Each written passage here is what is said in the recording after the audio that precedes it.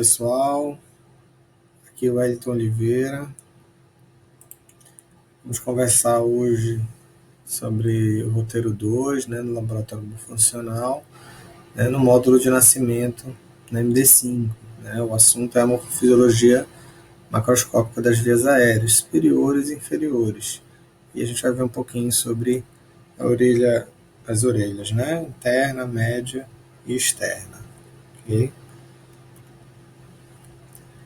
Bom, primeiro, falar em via aérea superior, a gente precisa lembrar da cavidade nasal, onde a gente observa uma estrutura óssea, que compõe essa anatomia.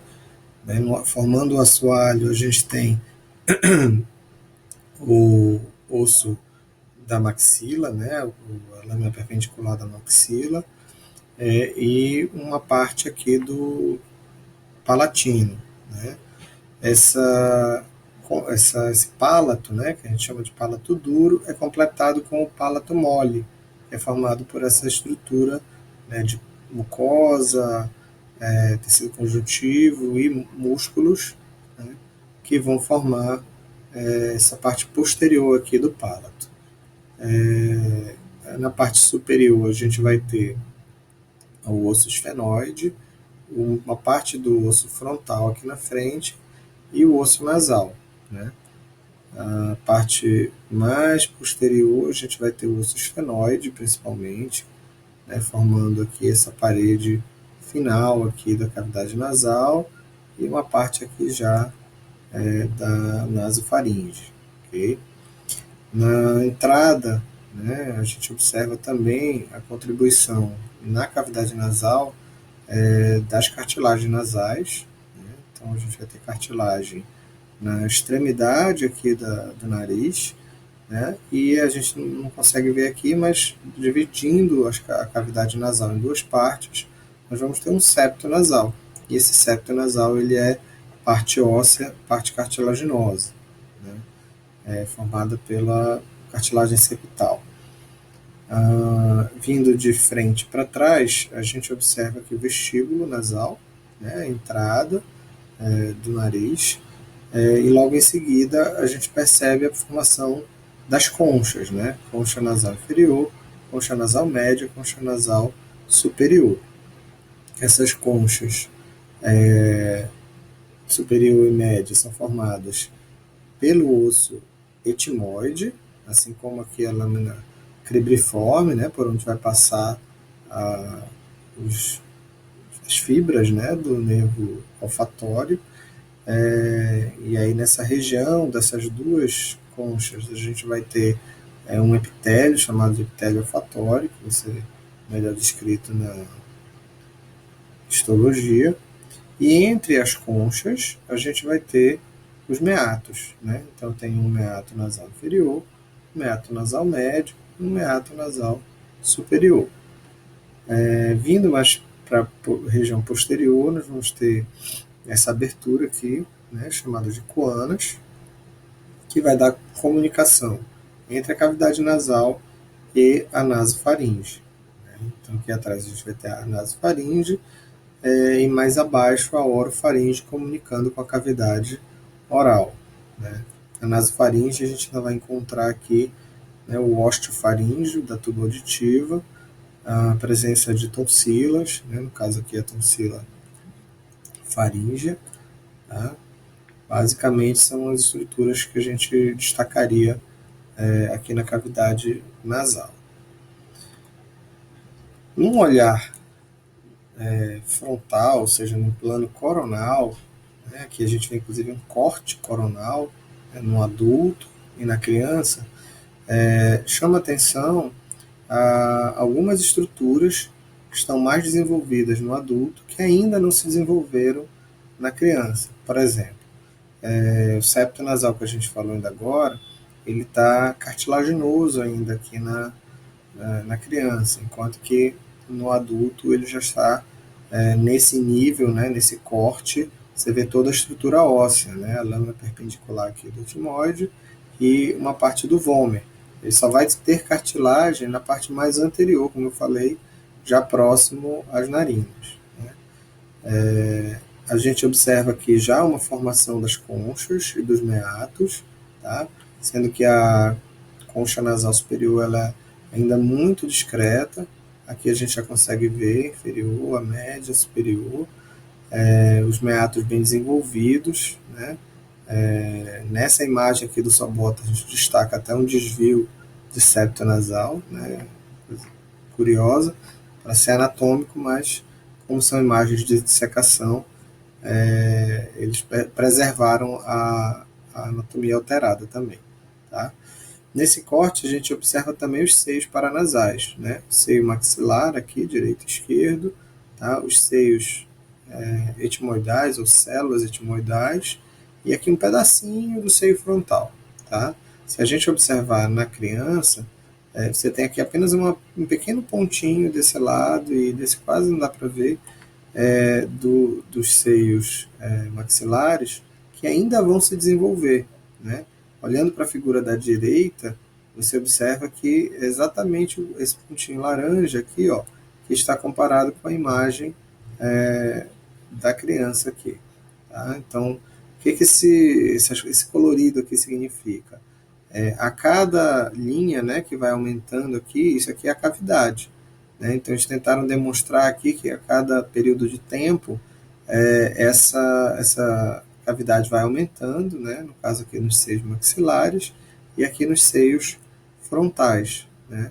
E à medida que essa cavidade vai aumentando, cada linha é um período, né, até chegar na vida adulta aqui, né, onde a gente já tem um crânio desenvolvido, né, que seria essa linha tracejada em volta.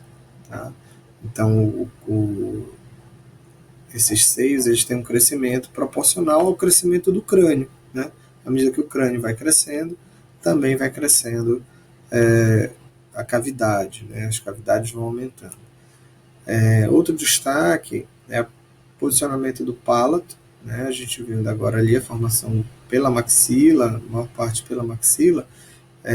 Aqui na criança ainda está muito horizontal, né? No adulto ele já assume uma posição mais curva, né? Isso permite um melhor encaixe da língua, né? E, enfim, adequado para o tipo de alimentação, né? E de respiração no adulto, né? Onde ele pode isolar, né? Só a respiração de forma mais controlada, a respiração nasal ou só a respiração oral.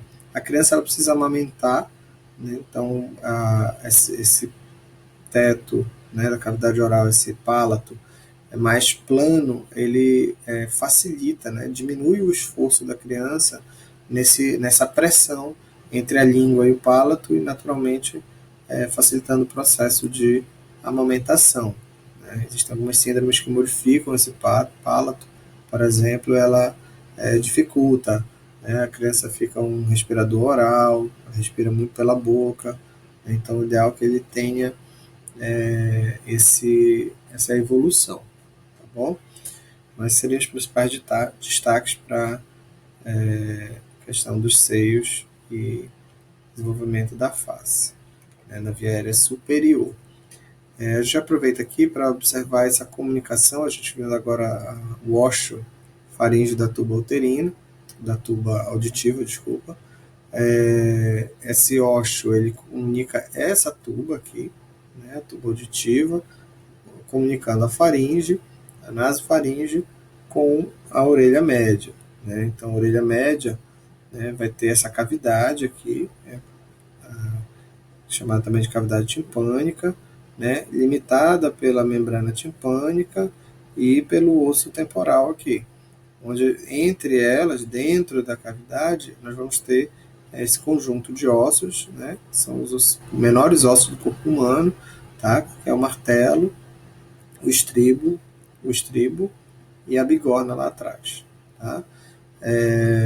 Ainda temos aqui a orelha externa, né, então do tímpano para fora a gente vai ter a orelha externa, formada por um pavilhão auricular aqui, que a gente chama de orelha, na verdade, é o pavilhão auricular, formado por cartilagem, pele, tecido adiposo, né, e uma estrutura óssea aqui do temporal, que compõe o que a gente chama de meato acústico externo, que é esse conduto, né, junto com a estrutura de pele, pelo, né, formação do cerume aqui para proteger essa região, forma a orelha externa. E na orelha interna, nós vamos ter, dentro aqui da porção petrosa do osso temporal, a formação dos labirintos, né? O labirinto ósseo, né? Que vai ser a parte mais, a carapaça dessa estrutura, e uma parte mole, né? Que a gente vai chamar de labirinto mole, tá? Então, um labirinto ósseo, um labirinto membranoso, formando essa estrutura do ouvido ou orelha interna. Basicamente aqui a gente vai ter a cóclea, responsável pela parte auditiva, vejam que a comunicação direta com a janela oval, tá? E a estrutura dos canais semicirculares, né? São 3 canais, anterior, lateral e posterior, eles vão se comunicar aqui com a cóclea, mas vão estar responsáveis por perceber as variações angulares, né, de movimentações da cabeça, no sentido anteroposterior, lateral e rotacional. Tá? Aí eles vão formar aqui um nervo, chamado nervo vestíbulo coclear, que vai sair lá do outro lado no meato acústico interno. Né? É um foramen da porção petrosa aqui do temporal. Okay? Então, anatomicamente, essa é a organização geral das orelhas, externa, média e interna. Quanto à via aérea inferior, né, a gente destacou aqui algumas diferenças, né, por exemplo, entre a criança e o adulto, que é uma imagem do Sobota, que é uma imagem da Andy Roy. Olhando aqui o diafragma, a gente já percebe um diafragma mais horizontal, né, até pelo volume aqui abdominal, significativo. A gente percebe a presença, né, do coração aqui no mediastino, mas de um outro órgão que ocupa um bom espaço, né, que é o timo. Então, o timo na criança em relação ao timo do adulto, olha, que já vai evoluindo, praticamente não ocupa espaço aqui nesse mediastino superior.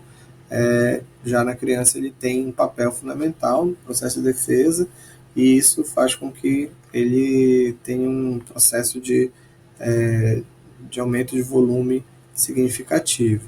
Tá?